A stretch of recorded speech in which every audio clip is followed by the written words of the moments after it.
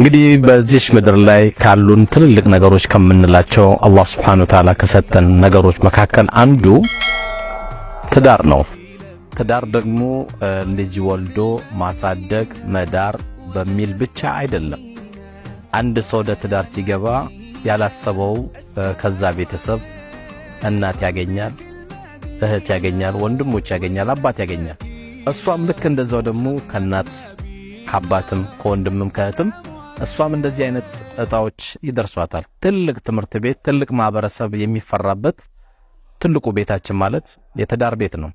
እንግዲህ አንዳንዴ ደግሞ ካለ መግባባት የተነሳ 30 ዓመት 40 ዓመት ያሳደገ ቤተሰቦቻችን እንድንርቅ ከሚያደርጉ ነገሮች አንዱ በራሳችን ወስነን እንድንርቅ የምናረጋቸው ነገሮች አንዱ ከዚህ በኋላ ወደ ቤተሰብ እሄዳለሁ የምትይ ከሆነ ከዚህ በኋላ አንተም ስለ ቤተሰቦች የምታወራኝ ከሆነ ብለን የምንነጋገራቸው ንግግሮች ትዳራችንን ጥያቄ ውስጥ ይከታልና ያን ትልቅ ህይወት ያሳለፍንበትን ቤት እንድትረሳ ማድረግ እሷን እንዲረሳ ማድረግ ትዳሮቻችንን ከሚያበላሹብን ከባድ ንግግሮች መካከል አንዱ ይሄ ነውና ትልቁን አላህ የሰጠን ስጦታን እናቷን የማግኘት አባቷን የማግኘት እናትን የማግኘት አባትን የማግኘት እድል ከምንም በላይ ትዳራችንን እንዲጠብቅልን ከሚያደርግ አንዱ ነው እንጂ ከቤተሰብ ተራርቆ ከቤተሰብ ተቆራርፎ ቤተሰብን ንቆ ቤተሰብን ተራርቆ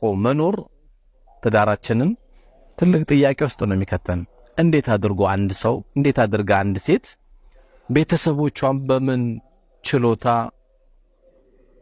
በምን አቅም ነው እምትርቃቸው የሚርቃቸው? አትጂ እንዳትሄድ እንዳታነሳብኝ ስላንተ ቤተሰቦች እያልን የምንሄዳቸው ትዳር በምን መልኩ ሊጠበቁ ይችላሉ? ሁላችንም የዛሬው አንቺም ለሱ እሱም ላንቺ በመነጋገር የጨለመው ቤታችንን ብርሃን እንጨምርበት። الله خير.